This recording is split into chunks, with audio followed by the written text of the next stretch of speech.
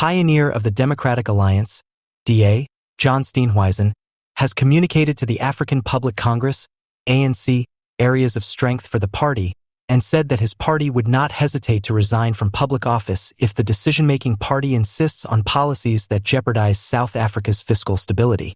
Please kindly subscribe to our YouTube channel, turn on the notification bell so as to get all our updates. Steenhuisen emphasized that the DA would have an energetic obligation to prevent the ANC from plunging the nation into financial catastrophe during a Thursday media briefing. In response to concerns about the ANC's ongoing financial arrangements, Steenhuisen stated, "On the off chance that the ANC demands bringing the nation down the way to monetary ruin, it would be our devoted obligation to leave the public authority and to involve our situation in Parliament then, our 22% to stop the slide into fiasco." This claim coincides with growing concerns that South Africa's economy is on the verge of collapse due to high unemployment rates, increasing growth, and persistent power outages brought on by the ongoing energy crisis.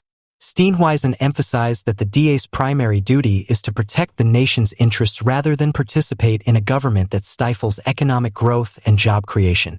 The DA leader also stressed the need of using the party's parliamentary power to steer the nation away from further financial disaster. He expressed confidence in the DA's 22% parliamentary representation and said that it may play a decisive role in stopping harmful tactics. "We won't watch as the nation's economy collapses if the ANC is unwilling to choose a new course. Whether it means abandoning the alliance government and using our legislative power to put a stop to the catastrophe, we will act in South Africa's best interests," Steenhuisen said. The DA chief's remarks have sparked joking among political insiders. Some see it as a calculated attempt to force the ANC to reconsider its monetary approach, while others see it as a precursor to heightened political tensions. President Cyril Ramaphosa has reaffirmed that political groups, such as the Economic Freedom Fighters, EFF, are welcome to join the Government of National Unity, GNU, as long as they share its values. Speaking on Friday afternoon at a news conference held at the Union Buildings, Ramaphosa reaffirmed that the GNU is founded on common principles and that any political party, including the EFF, might be included if they adhere to the main principles listed in the GNU's Declaration of Purpose. Following changes in the EFF's leadership, there have been more requests within the African National Congress Youth League, ANCYL, to re-engage the organization. The resignation of Floyd Shivambu, a prominent EFF leader who has long resisted the ANC, may potentially open the door for fresh talks, according to ANCYL President Colin Malachi's suggestion earlier this month. Malachi claims that Shivambu's departure to join the recently established MK party eliminates a stumbling block that had previously prevented the EFF from taking part in the GNU. Political discourse has been sparked by the GNU's foundation, especially in light of criticism from the ANC's own coalition.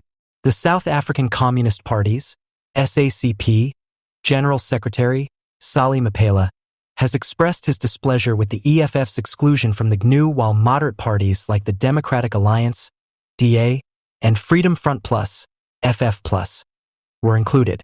The difficulties of striking a balance in the ANC's connections with other political groups and its traditional allies are brought to light by Mapela's critique. Ramaphosa noted that there was internal discussion within the ANC over the EFF's exclusion, but he made it clear that the decision was finally made because certain parties were hesitant to completely accept the GNU's guiding principles. He emphasized that although the ANC had attempted to include all political parties, including the EFF, not all of them were prepared to take part under the terms that had been set down. Ramaphosa reassured the populace that the GNU is still dedicated to promoting cross-party cooperation in spite of these obstacles, including accepting latecomers. Although certain parties did not originally join the executive branch, he pointed out that they are now collaborating well inside the legislatures, which further strengthens the flexibility of the unity government.